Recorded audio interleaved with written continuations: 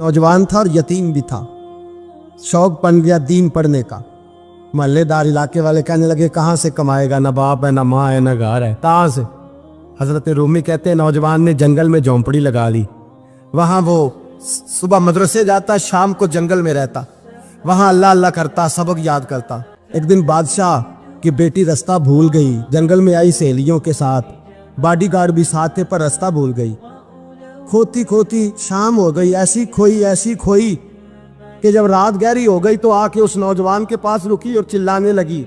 शेर के दहाड़ने की आवाज आती है, भेड़िए के बोलने की आवाज आती है। नौजवान अकेला, सहेलियां बिछड़ गई, गार्ड बिछड़ गए। कहने लगी मैं परेशान हूँ, मुझे जगह मिल जाएगी। नौजवान कहता मैंने शहजादी देखी और मुझे भी पता था कि घर एक ही है और आग को अंदर से दरवाजा भी बंद करना पड़ता है, जंगल जानवर भी आ जाते। कहते मेरी छोटी सी कुटिया में झोंपड़ी में वो आई, रो के कहने लगी सहारा कोई नहीं, अगर मैं पीछे निकलूंगी तो भेड़िए खा जाएगा। कहते मैंने उसे जगह दे दी। अकेली औरत, चिराग जल रहा है, सबक याद कर रहा हूँ। मेरे नबी पाक ने फरमाया जहां मर्द औरत अकेले हो तीसरा शैतान होता है। और शहजादी, वो बच्चा कहता है सबक याद करता रहा सारी रात। वो बच्ची को कहा सो जा, पर वो कहती है नींद मुझे भी कहाँ आई। ऐसे मौकों पर नींद, सारी रात सबक याद करता। थोड़ी थोड़ी देर के बाद चिराग जलता तो उस पर उंगली रखता, हाथ जलता तो पीछे खींचने, फिर दूसरी उंगली रखता, थोड़ी देर के बाद जलता तो खींचने, हाथ सारा जल गया। सुबह किरणें चमकी तो कहने लगा चल निकल जा, दौड़ जा, बस बड़ा सब्र का इम्तिहान हो गया, चली जा। शहजादी बाहर निकली, सिपाही ढूंढ रहे थे। बादशाह खुद जंगल में निकला हुआ था, मेरी बेटी मिल गई। बादशाह तन्हाई में जाके कहने लगा बेटा मैं दुनिया को बताऊंगा कि मेरी बेटी खोई नहीं थी, सिपाही साथ ही थे। ये बड़ा मुश्किल होता है, बेटी तो भूल के भी रात कहीं रह पड़े तो लोग जीने नहीं देते, तो बेटा मुश्किल हो जाएगा मेरे लिए। कहाँ थी? उसने कहा नेक नौजवान के पास। उसने कहा बेटा मैं तो तेरी बात मानूंगा पर दुनिया नहीं मानेगी। अगर उस नौजवान ने किसी को बता दिया कि तू उसके पास थी तो फिर लोग मेरा जीना मुहाल कर देंगे।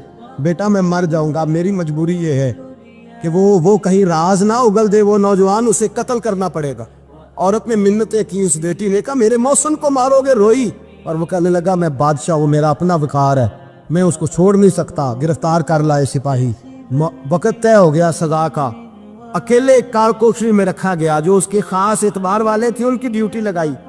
बादशाह ने बुलाया, पहले विलम आया। औरत कहने लगी, बेटी कहने लगी एक दफा तो बुलाओ ना, एक सवाल बस पर्दे में रह के पूछना है और फिर जो आपका जी चाहे, मेरे मौसम को मारना तो है, तो मर्जी आपकी। सामने खड़ा किया, नौजवान पर्दे के पीछे, औरत खड़ी हो गई। बादशाह बीच बैठ गया। बीबी कहने लगी सारी रात बेदार मैं भी रही, सोया तू भी नहीं। वो जो तू चिराग के करीब हाथ लगा के जलाता था वो समझ नहीं आई। नौजवान रो पड़ा, कहने लगा क्या करूं, मैंने रसूलुल्लाह का दीन पढ़ा है, क्या करूं, मैंने हुजूर का दीन पढ़ा है। मैंने पढ़ा है कि जानी को सबसे नीचे दोज़ख के सबसे निचले दर्जे में जलाया जाए, उसे जहन्नमियों का पीप और रेशा पिलाया जाए, कंद खिलाया जाए। ये रवायतें पड़ी हुई थी। थोड़ी थोड़ी देर के बाद शैतान मुझे कहता था बदकारी कर ले।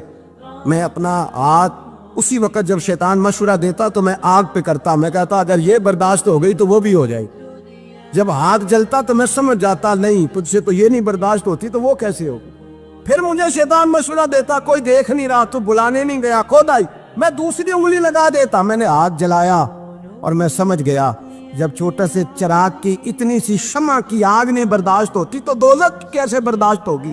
कहता मैं बाज आया। बादशाह ने ये कहानी सुनी, लफ्ज सुने तो चीख मार के रोया। कहने लगा तालिब इल्म तू तो मेरे नबी का सच्चा गुलाम है और मेरे रसूल के जो सच्चे गुलाम होते हैं उन्हें फांसियां नहीं दी जाती, उन्हें तख्त पर बिठाया जाता है। अब तुझे सजा नहीं होगी बल्कि मैं अपनी बेटी का निकाह तेरे साथ करूंगा और मेरे बाद इस सल्तनत का बादशाह भी तू ही बनेगा। अब वो नौजवान वहां नारे लगा रहा है, कहता लोगों तुम मुझे कहते थे दीन से क्या मिलता है, दीन से तो अल्लाह तख्त व ताज भी अता फरमा देता है। अगर नौजवान शर्मो हया वाले बन के रहे अल्लाह सारी इज्जतें दे देगा।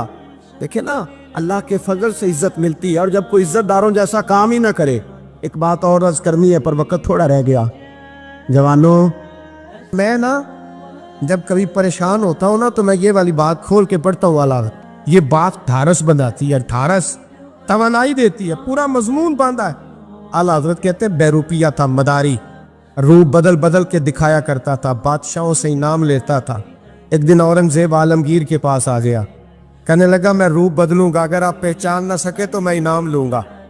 आपने फरमाया मैं कोई ऐसे वैसा बादशाह नहीं, कहा मुझे धोखा देना मुश्किल है, कहा नहीं मैं रूप बदलूंगा। हजरत औरंगजेब आलमगीर बड़े नेक बादशाह गुजरे, बड़े परहेजगार।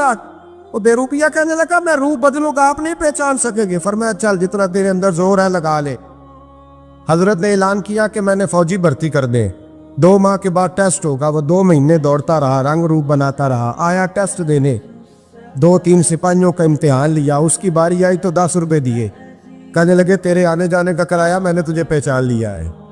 कुछ दिनों के बाद जाने लगे सफर पर, तो भिखारी आ गए खैरात मांगने। उसने भी सारे मुंह पर स्याही मार ली, कपड़े फाड़ लिए, सर के बाल मुंडा लिए, भवे तक कटा ली, बदरंग होके आया। कासा आगे किया तो हजरत ने 10 रुपए डाले, कहने लगे तेरे आने जाने का किराया मैंने पहचान लिया है। कुछ दिन गुजरे तो टीचर की जरूरत थी, उसने मूंछें बड़ी कर ली, दाढ़ी नकली लगा ली, सर पे जिना कैप पहन ली, एक शेरवानी ले ली और हाथ में छड़ी पकड़ के आया। कहने लगा मैं उस्ताद हूँ, 2-4 बंदों का इम्तिहान लिया, उसकी बारी आई तो 5 रुपए दिए, 10 रुपए दिए, का तेरा किराया मैंने पहचान लिया। 2 साल गुजर गए, वो जब भी आता हजरत पहचान लेते। एक दिन सफर पे जा रहे थे, बहुत बड़ा लश्कर था, जिहाद करने जा रहे थे औरंगजेब आलमगीर। तो देखा एक पहाड़ी है, पहाड़ी पे लोग जा भी रहे हैं आ भी रहे। औरंगजेब आलमगीर पूछने लगे यहाँ क्या है? कहने लगे बाबा जी बैठे हैं दुआ करते हैं, अल्लाह के नेक बंदे हैं। औरंगजेब कहने लगे यार पुराने लोग सारे ही अल्लाह वालों को मानते, ये भी मुसीबत आई है जितनी नहीं आई है, सारे लोग ही मानते। कहने लगे जरा मैं दुआ ना करा लूं, बच्चे काम जा रहा हूँ। औरंगजेब बादशाह थे, बादशाह लोग नाजुक मिजाज होते हैं, घोड़े से उतरे, बड़ी मुश्किल से पहाड़ी पे चढ़े, ऊपर गए तो लाइन लगी है, बाबा जी कार में बैठे। कहने लगे मैंने मिलना है, मैं औरंगजेब हूँ। उन्होंने कहा हमारा बाबा उस तरह का पीर नहीं कि अमीर आए तो रंग और हो, गरीब आए तो और हो, यहाँ अगर मिलना है तो लाइन में लग जाओ, सब एक जैसे। अब लाइन में खड़े हो गए, 50 आदमी आगे थे, कहते हैं 51वां नंबर था। थक गया धूप में खड़ा खड़ा, जब मैं पहुंचा गार के दाने तो मैंने बाबा जी के चेहरे पे नजर डाली तो बड़ा नूरानी चेहरा, बड़ी खूबसूरत लबो लहजा। मैंने कहा मेरे जैसा आदमी भी पगड़ी बांध ले तो अच्छा लगने लग जाता है, बड़ा खूबसूरत अंदाज। कहते हैं मैं उनके पास अत्ताहियात की हालत में बैठ गया। मैंने कहा हुजूर मैं जा रहा हूँ जिहाद करने, दुआ करना। बुजुर्गों ने हाथ उठाए, अल्लाह इसकी मदद फरमा, दीन को गलबा अता फरमा, इससे दीन का सच्चा पक्का सिपाही बना। फिर थपकी दी, 2-4 नसीहतें निकाल डाली, देखना जुल्म न करना, ज्यादती न करना, जब तू जीत खर न करना, गुरूर न करना, नसीहतें भी कर दी।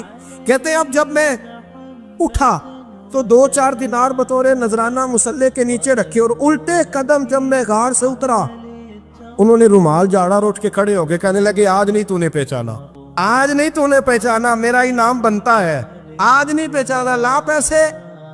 औरंगजेब कहने लगा यार तूने हद कर दी, कहाँ चढ़ा कहाँ खड़ा रहा, धूप में थक गया, कमाल कर दी भाई तूने। बता तू क्या लेगा, अब तू जल्दी बता, वो कितने लोग पीछे धूप में खड़े हैं, लश्कर सारा खड़ा है, क्या लेगा? उसने कहा सबसे कीमती हीरे वो है जो तेरे सर के ताज में लगे हुए, मुझे तेरा ताज चाहिए।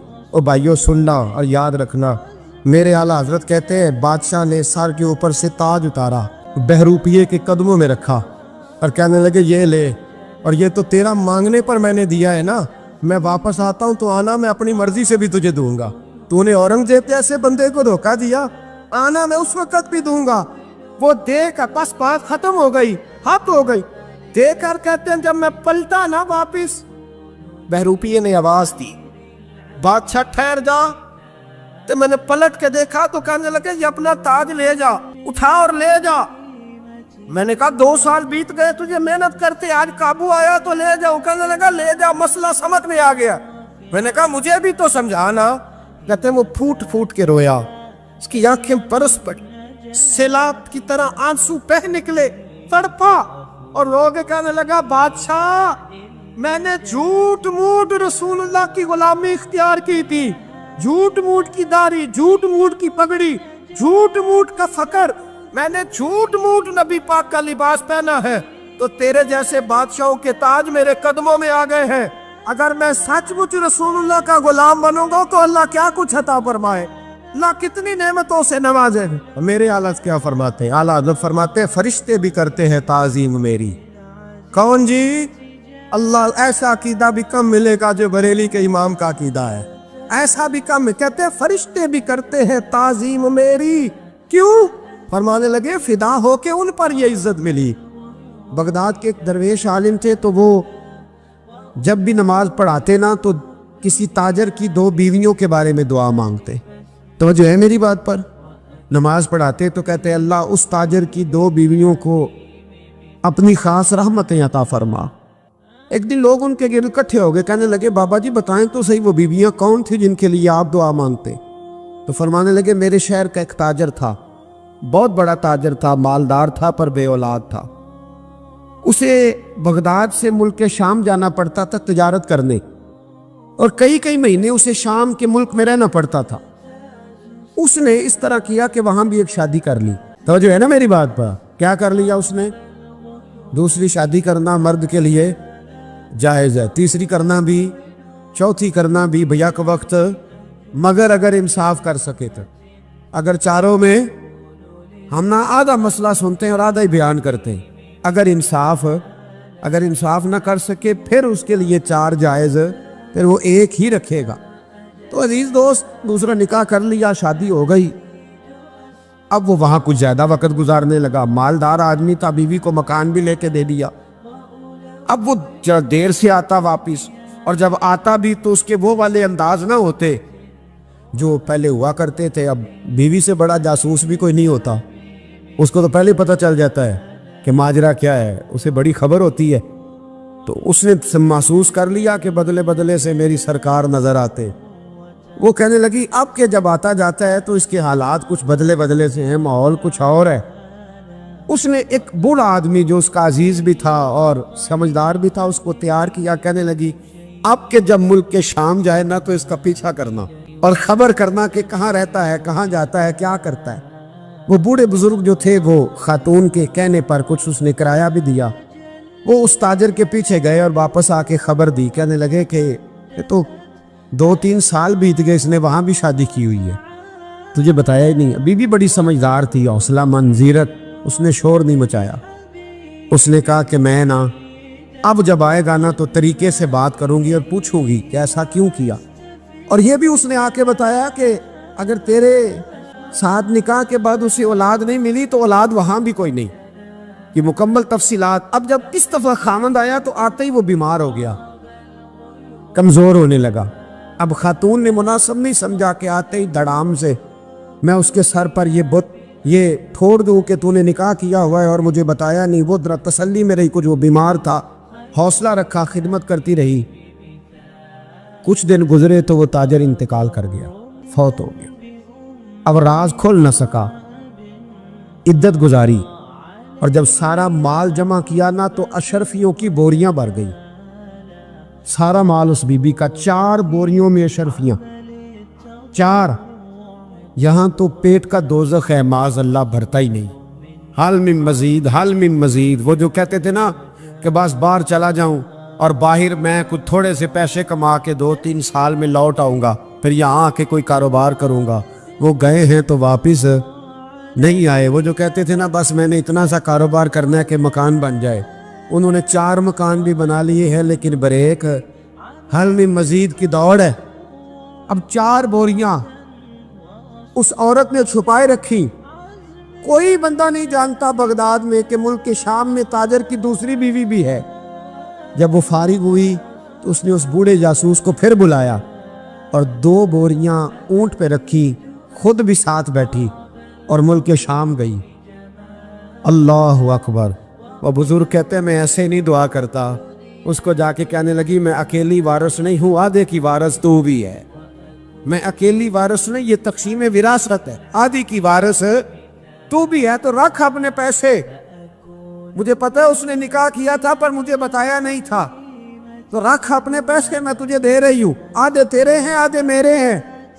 اس نے نظر اٹھائی تو رو پڑی. کہنے لگی نہیں اب یہ سارے تیرے ہی ہیں. اگر تو اللہ سے ڈرتی ہے تو میں بھی رب سے ڈرتی ہوں. اگر تو مصطفیٰ کریم کا کلمہ پڑھتی ہے تو میں بھی اسی نبی کی ماننے والی ہوں. کہا بات کیا ہے، میرا کیوں ہے سارا؟ تو تو وہ خاتون کہنے لگی وہ 2 سال 3 سال سے میرے ساتھ نکاح تھا اور اس نے بتایا تھا مجھے کہ میری بیوی بھی ہے اور میں غریب تھی تو میرے والدین کو بھی بتایا تھا کہ میری دوسری شادی ہے. یہ مکان اس نے مجھے لے کے دیا تھا, میرے تمام اخراجات وہ پورے کرتا تھا, نان و نفقہ کا خیال رکھتا تھا. لیکن اب کہ جب وہ آیا تو وہ بیمار تھا. اس نے مجھے بتایا کہ مجھے طبیب نے بتایا ہے کہ میں شدید بیمار ہوں, شاید بچ نہ سکوں.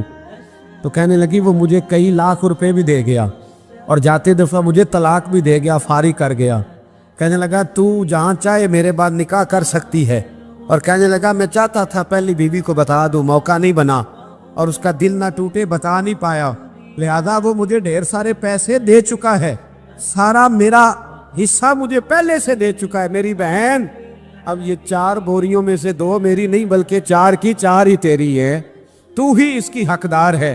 تو بزرگ کہتے ہیں مجھے بتاؤ جن کے اندر اس قسم کے تقوی کی جھلک ہو ان کے لیے ہر نماز کے بعد دعا مانگنی چاہیے کہ نہیں مانگنی چاہیے؟ حضرت عمر کے زمانے میں نا ایک نوجوان تھا, نیک تھا, مسجد جایا کرتا تھا رات کو. تو مسجد جا رہا تھا تو رستے میں ایک عورت نے دعوت گناہ دی. ابن عساکر نے اس کو لکھا ہے. تو نوجوان تھا, خواہشات تھی, کچھ طبیعت مائل ہو گئی. ابھی ادھر جا ہی رہا تھا کہ کسی نے آیت پڑھ دی والی من خاف مقام ربی جنتان, جو رب کے سامنے کھڑے ہونے سے ڈرے گا اللہ 2 جنتیں دے گا. واقعی ڈر گیا, وہ واقعی ڈر گیا. اتنا ڈرا کہ بے ہوش ہو کے گر پڑا. بیماری سے لوگ بے ہوش ہوتے ہیں, پیسے ڈوب گئے بے ہوش ہوتے ہیں, بچے کے غم میں بے ہوش ہوتے ہیں. سچ بتاؤ کبھی خوف خدا سے بھی بے ہوش ہوتا کوئی دیکھا ہے؟ ہمارے ہاں تو روز مرہ ہی نہیں ہے بھائی. اور بڑی باتیں ہیں بے ہوش ہونے کی, ڈرنے کی, غش کھانے کی. بے ہوش ہو کے گر پڑا. بوڑھے باپ کو کسی نے بتایا بچہ بے ہوش پڑا ہے, اٹھا کے گھر لائے. گھر لا کے کہا بیٹا کیا ہوا؟ نوجوان ہے, چڑھتی جوانی ہے, پر پاکیزہ بڑی ہے. کہنے لگا ابا جی گناہ کی طرف چلا گیا تھا, پر میں نے آیت سن لی جو اللہ کے سامنے کھڑے ہونے سے ڈرے گا رب 2 جنتیں دے گا. میں ڈر گیا تھا, رب واقعی 2 جنتیں دے گا. باپ رو پڑے, ابا جی کی آنکھوں میں آنسو آئے اور کہا پتر اللہ بڑا مہربان ہے, اس کے وعدے سچے ہیں, واقعی 2 جنتیں دے گا.